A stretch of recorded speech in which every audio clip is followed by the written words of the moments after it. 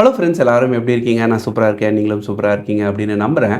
இந்த வீடியோவில் நம்ம இலான் மஸ்க் அவர்களுடைய ஐபிஓ பற்றி சின்னதாக ஒரு தகவலை சொல்லிவிட்டு, நம்ம இந்தியன் ஐபிஓ மார்க்கெட் எப்படி இருக்குது, லாஸ்ட்டு 4-5 இயர்ஸில் நம்ம இந்தியன் ஐபிஓ மார்க்கெட் உடைய ட்ரெண்ட் எப்படி இருந்தது, அட் ப்ரெசென்ட் எப்படி இருக்குது, இன் நெக்ஸ்ட் ஃபியூ இயர்ஸ் என்ன எக்ஸ்பெக்ட் பண்ணலாம், ஏதாவது பெரிய ஐபிஓஸ் பைப்லைனில் இருக்கா போன்ற பல்வேறு விஷயங்களை டீட்டெயில்டாக இந்த வீடியோவில் நம்ம பார்க்க போகிறோம். உலகம் முழுக்க நிறைய இடங்களில் geopolitical tension, rising oil and gas prices, rising inflation அப்படின்னு சொல்லி நிறைய விஷயங்கள் குளோபல் எக்கனாமியை ரெசெஷனுக்குள்ளே தள்ளிடுமோ, எங்கே ரெசெஷன் வந்துடுமோ அப்படின்னு சொல்லி மொத்த உலகமுமே பயந்துட்டு இருக்கிற சுச்சுவேஷனில் இலான் மஸ்க் அவர்கள் அவருடைய கம்பெனியை தைரியமாக போய் நாஸ்டாக்ல லிஸ்ட் பண்ணியிருக்காரு.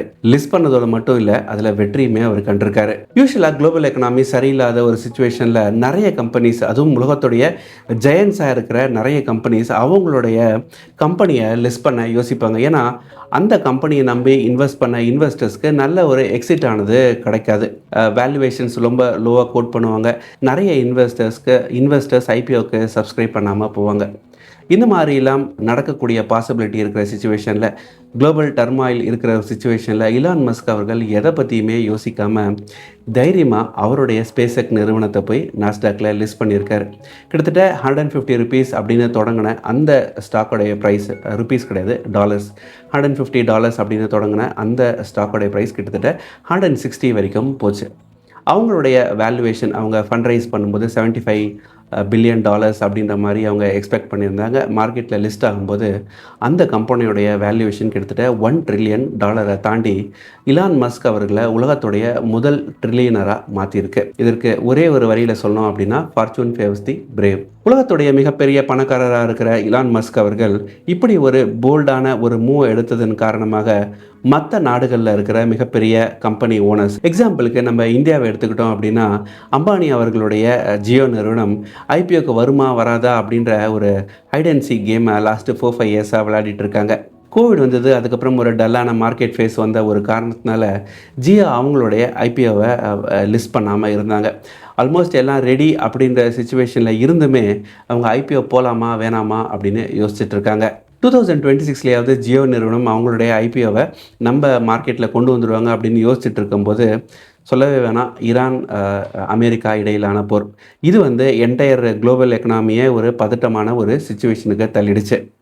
இலான் மஸ்க் அவர்களுடைய சக்ஸஸை பார்த்து அம்பானி போன்றவர்கள் நம்மளும் தைரியமாக களத்தில் இறங்கலாம் அப்படின்னு சொல்லி அவங்க ஐபிஓவை லிஸ்ட் பண்ணுவாங்களா அப்படின்றது தான் இப்போது $1 மில்லியன் கொஸ்டினாக இருக்குது. 2021, 2024 அண்ட் 2025 இந்த 3 வருடங்களில் நம்ம இந்தியாவில் லிஸ்டான, இந்தியன் எக்ஸ்சேஞ்சஸில் லிஸ்டான ஐபிஓடைய வேல்யூவேஷன்ஸ் எடுத்து பார்த்தோம் அப்படின்னா, ஒரு 1,20,000 கோடியிலிருந்து ஒரு 1,50,000 கோடி அப்படின்ற மாதிரி இருந்தது. ப்ரிசைஸ் நம்பர் சொல்லலை, நான் ஆல்மோஸ்ட் அப்ராக்சிமேட்டான ஒரு நம்பரை சொல்கிறேன். 2022 அண்ட் 23 பொறுத்தவரையில் அந்த அளவுக்கு ஒரு பிளாக் பஸ்டரான ஒரு வருடம் கிடையாது.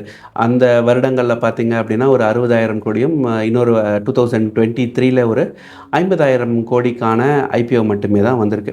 2026 நிலைமை எப்படி இருக்குது அப்படின்னு பார்த்தா, நம்ம ஐபிஓ மார்க்கெட் அப்படின்றது அதில் பாதாளத்தில் கிடக்குது. ஒரு பக்கம் இருக்கிற கம்பெனிஸ்லேருந்தே ஃபாரின் இன்வெஸ்டர்ஸ் அவங்களுடைய ஃபண்ட்ஸை ரொம்ப வேகமாக எடுத்துகிட்டு போயிட்டுருக்காங்க.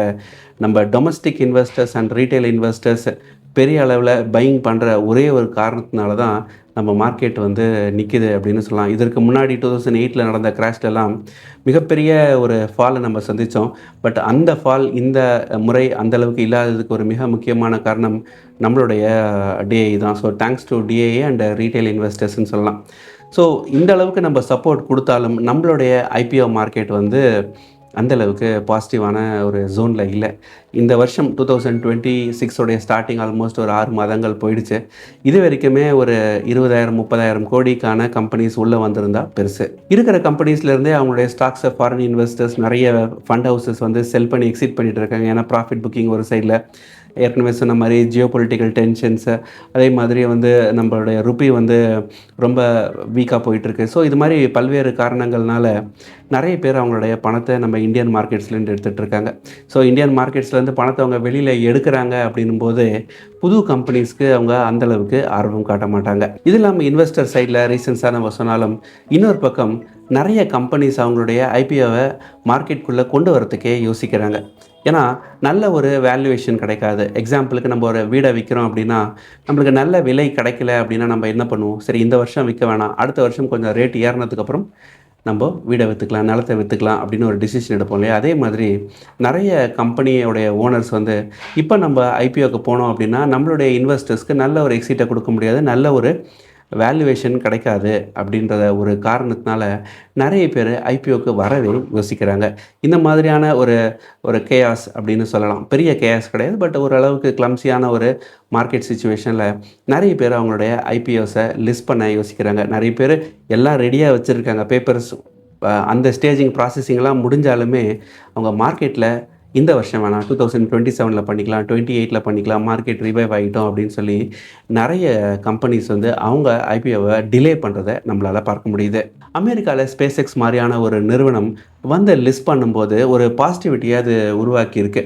ஓகே, நிறைய இன்வெஸ்டர்ஸ்க்கு அது கான்ஃபிடென்ஸாக கொடுத்துருக்கு. ஒரு கேம் சேஞ்சர்னு சொல்லலாம், ஒரு மூட் சேஞ்ச் அப்படின்னு சொல்லலாம். ரொம்ப போர்டமாக ரொம்ப ஒரு டிஃபென்சிவான ஒரு சிச்சுவேஷன்லேருந்து பரவாயில்ல அவரே வந்து தைரியமாக வந்துட்டார், நம்மளும் போவோம் அப்படின்னு சொல்லி நிறைய பேர் ஃபாலோ பண்ணுறதுக்கான சான்சஸ் இருக்குது. அப்போ அந்த மாதிரி நம்ம இந்தியாவில் பிளாக் பஸ்டர்ஸ் ஐபிஓ பைப்லைனில் இருக்கா அப்படின்னு கேட்டால் நிறையவே இருக்குது. எனக்கு தெரிஞ்ச ஒரு சில பிளாக் பஸ்டர் ஐபிஓஸை, அப்கமிங் ஐபிஓஸை நான் சொல்கிறேன். இதில் ஏதாவது விட்டு போயிருந்தது நான் சொல்ல மறந்துட்டேன் அப்படின்னா நீங்கள் கமெண்ட் செக்ஷனில் சொல்லுங்கள். ஃபஸ்ட்டாக எனக்கு லிஸ்ட்டில் வருது அப்படின்றத பார்த்தா ஜியோ நிறுவனம் வருது. ஜியோ வந்து ஐபிஓவை லான்ச் பண்ண போகிறாங்க அப்படின்னு சொல்லி லாஸ்ட்டு 4-5 இயர்ஸாகவே சொல்லிட்டு இருக்காங்க. பட் 2026 ஐபிஓ லான்ச் பண்ணிவிடுவாங்க அப்படின்னு சொல்லி எல்லாரும் எதிர்பார்த்துட்ருக்காங்க. இந்த வருஷம் வந்தது அப்படின்னா கண்டிப்பாக ஒரு மிகப்பெரிய அது ஒரு கேம் சேஞ்சராக இருக்க வாய்ப்பு இருக்குது. இரண்டாவது வந்து நேஷ்னல் ஸ்டாக் எக்ஸ்சேஞ்ச் நிறைய ரெகுலேட்டரி இஷ்யூஸ் இருந்த ஒரு காரணத்தினால ஐபிஓ தள்ளி போயிட்டு இருந்தது. But at present most of the issues sort out செய்யப்பட்டிருக்கு அப்படின்னு நினைக்கிறேன்.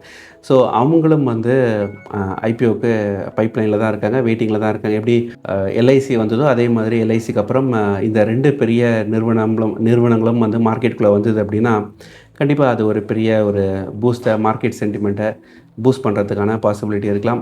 இன்னொரு சைடில் நெகட்டிவாகவும் ஒரு விஷயம் நடக்கலாம். அது மொத்த லிக்விடிட்டியும் எடுத்துருச்சு அப்படின்னா மார்க்கெட்டை விடவும் கிராஷ் இருக்குது. ஏன்னா ரெண்டு சைட்லேயுமே நடந்திருக்கு. பெரிய ஐபிஎஸ் வரும்போது அதோடைய கண்டினியூட்டியாக மார்க்கெட் ஃபாலும் ஆகிருந்திருக்கு.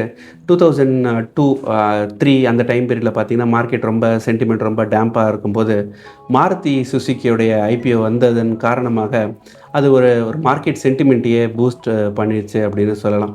2008 வந்து Reliance power IPO, Reliance petro மாதிரியான ஐபிஓஸ் வந்தது.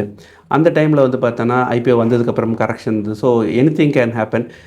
பெரிய ஐபிஓ வரும்போது ஒன்று அது மார்க்கெட் சென்டிமெண்ட்டை பூஸ்ட் செய்யவும் வாய்ப்பு இருக்குது. அட் த சேம் டைம் மொத்த லிக்விடிட்டியும் எடுத்து மார்க்கெட்டை விழ வைக்கவும் வாய்ப்பு இருக்குது. It all depends on the market mood and sentiment. அந்த டைமில் எப்படி இருக்குது அப்படின்றத பொறுத்து என்ன நடக்குது அப்படின்றத நம்ம பார்க்கலாம். So that is the reality. அதுக்கப்புறம் வந்து ஃபோன்பே, ஜெப்டோ, டாடா ப்ளே, எஸ்பிஐயோடைய நிறைய அசெட் மியூச்சுவல் ஃபண்டு ஐபிஓஸ் வர வாய்ப்பு இருக்குது அப்படின்னு சொல்கிறாங்க. ஸோ இந்த கம்பெனிஸ் எல்லாம் நம்ம இந்தியன் மார்க்கெட்டுக்குள்ளே வரத்துக்கு வெயிட் பண்ணிகிட்டு இருக்கு. இதெல்லாம் ஏன் அட் ப்ரெசண்ட் உடனே வரல அப்படின்னா இதில் ஒரு சில பேர் வந்து நான் சொன்னது மாதிரி இப்போ வேண்டாம், இப்போ சிச்சுவேஷன் சரியில்லை, கொஞ்சம் பொறுத்து இருந்து நம்ம ஐபிஓ போவோம் அப்படின்னு சொல்லி வெயிட் பண்ணிகிட்ருக்காங்க. அதுதான் ரியாலிட்டி. பட் ஒரு பிக் ஐபிஓ சைக்கிள் நம்மளுக்காக காத்திருக்கா, ஒரு பெரிய ஒரு பிளாக் பஸ்டரான ஒரு ஐபிஓ சீசன் காத்திருக்கா அப்படின்னு கேட்டால் எஸ், பிளாக் பஸ்டரான ஐபிஓ சீசன் 2026 உடைய செகண்ட் ஹாஃப்லேயோ இல்லை 2027 ஃபஸ்ட் ஹாஃப்லேயோ இப்போ நான் சொன்ன ஏதாவது ஒரு கம்பெனிஸ் வந்ததுன்னா கூட பெரிய ஒரு கிரேஸ் அது க்ரியேட் பண்ணலாம். எப்படி அமெரிக்காவில் வந்து ஸ்பேஸ் எக்ஸோடைய ஐபிஓ ஒரு பெரிய ஒரு பஸ்ஸை க்ரியேட் பண்ணியிருக்கோம். ஏன்னா இந்தியாவில் கூட அந்த தகவல்களை நம்ம படிக்கிறோம். ஸ்பேஸ் எக்ஸ் வந்து ஐபிஓ லிஸ்ட் பண்ணிட்டாங்க அப்படின்ற ஒரு விஷயத்தை படிக்கிறோம். அதே மாதிரியான ஒரு பஸ்ஸை வந்து ஜியோ, என்எஸ்சி மாதிரியான நிறுவனங்கள் நிச்சயமாக ஏற்படுத்த வாய்ப்பு இருக்குது.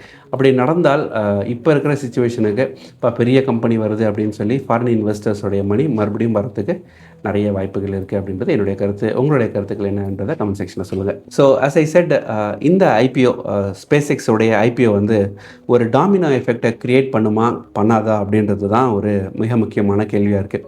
ஸ்பேஸ் எக்ஸை உடைய லிஸ்டிங்கை பார்த்து நம்ம ஊரில் அம்பானி அவர்கள் நம்மளும் ஏன் ஜியோவை லிஸ்ட் பண்ணக்கூடாது அப்படின்னு யோசித்தார். அதை ஒரு சீரியஸான ஒரு விஷயமாக எடுத்துக்கிட்டு சரி நம்மளும் பண்ணிடலாம் அப்படின்னு ஒரு முடிவுக்கு வந்தார்னா அவரை தொடர்ந்து நிறைய பேர் வந்து யோசிச்சுட்டு இருக்கிற நிறைய லீடர்ஸ் வந்து அவங்களுடைய கம்பெனியை வந்து லிஸ்ட் பண்ண வாய்ப்பு இருக்குது.